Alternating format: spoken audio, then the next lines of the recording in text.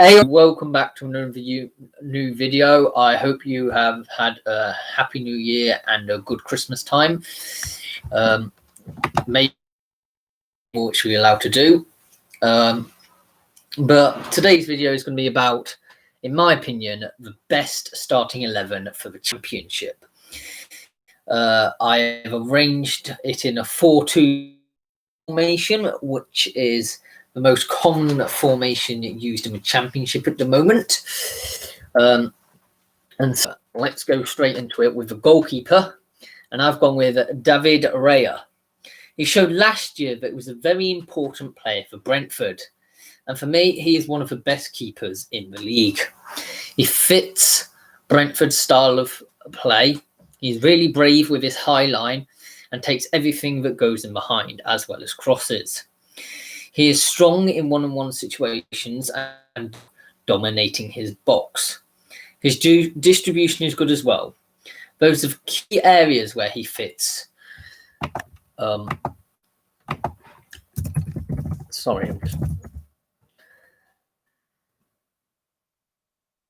Where he fits Brentford really well. He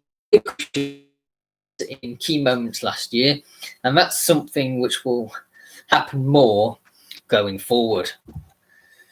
The left back, I've gone with Diego. Rico is praised for his dead ball delivery and the quality of his set pieces, and is usually assigned the role of corner and direct free kick taker on the pitch. Former Bournemouth teammate Callum Wilson has described him as having a wand of a left foot, and how commented that small and a generally strong back. Late into 2019-20, he had the most interceptions of any player in the Premier League with 66. At centre-back, there's Metham, who stands at 6'3". The towering centre-back has been focal point of the Bournemouth defence for much of this season, having bulked up defence with the ball.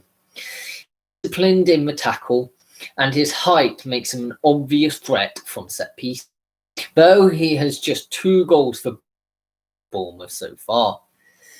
Or at the time I did the research, he may have had more. Harley Deans has acted as something of a mentor to the lad.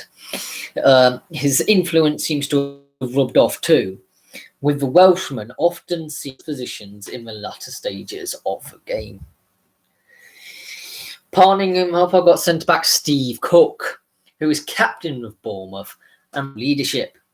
He is very successful of clearing balls out of the box, shown by his goal line clearance against Derby County early on this season, where he kept the ball out using his face. He also doesn't dive into tackles, which can be good, meaning that he is more disciplined.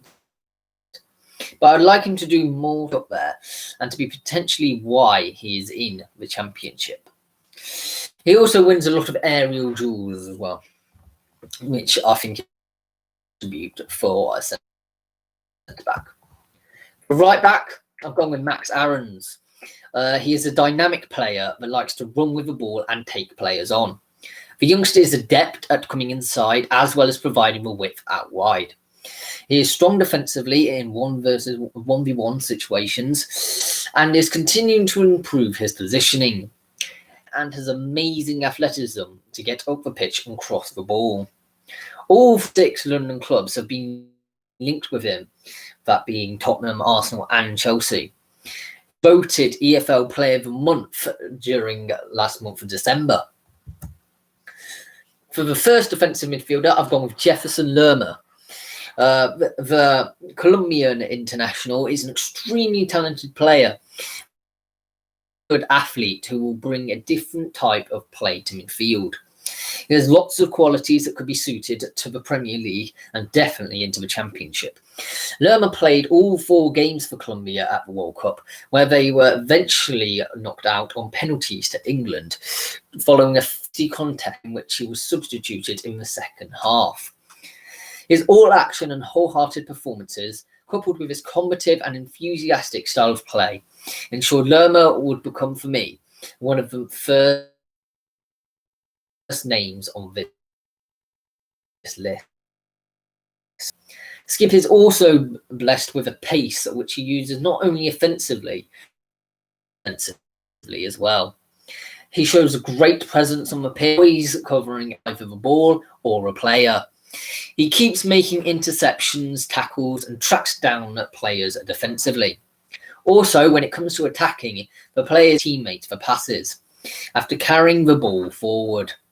That means he is not just an offensive defensive midfielder, but also an occasional attacking playmaker, which is important to score goals.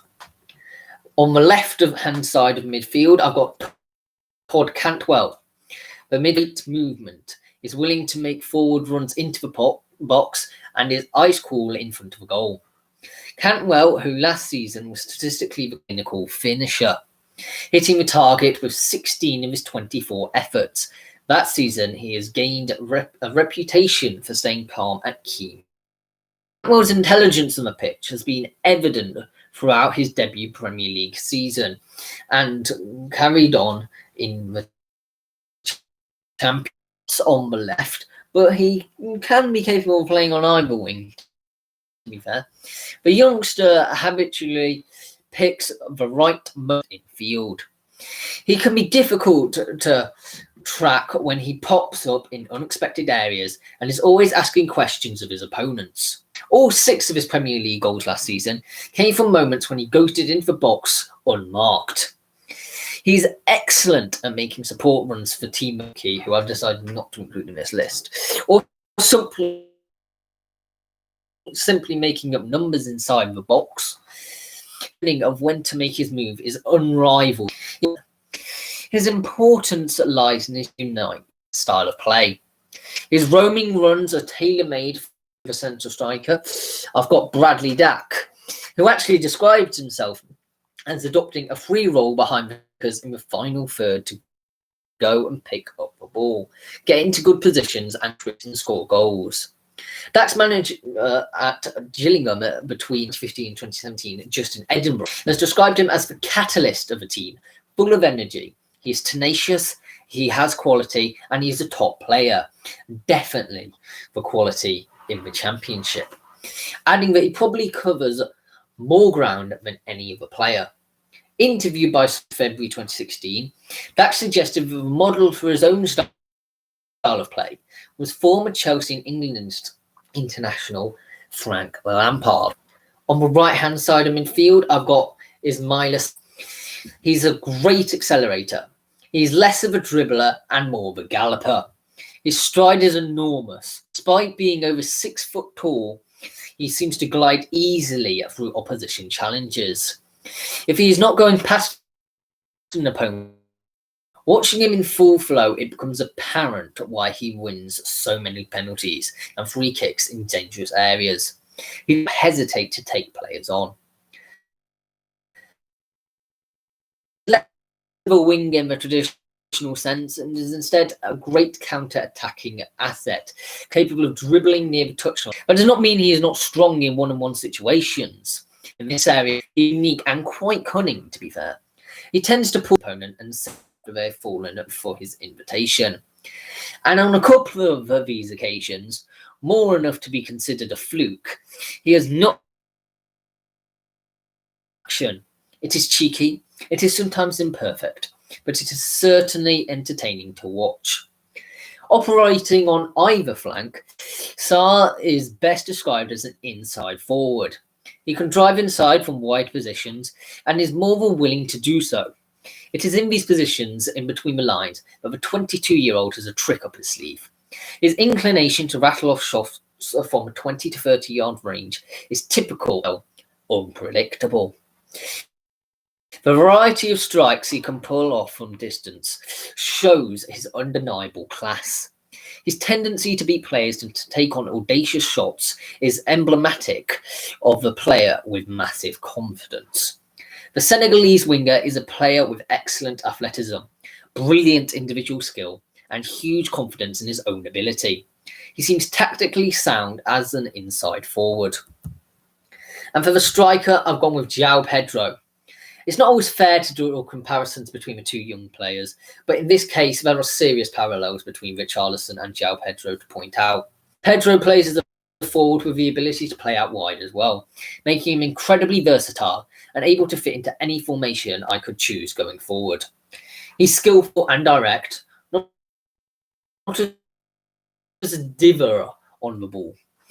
He's all about running towards the goal, taking players on and fashioning chances for himself and his teammates. He naturally pulls out wide to receive the ball, making it very difficult to mark for centre-backs. Pedro will be able to use his movement to play off of the other forward options. So, I hope you like that video.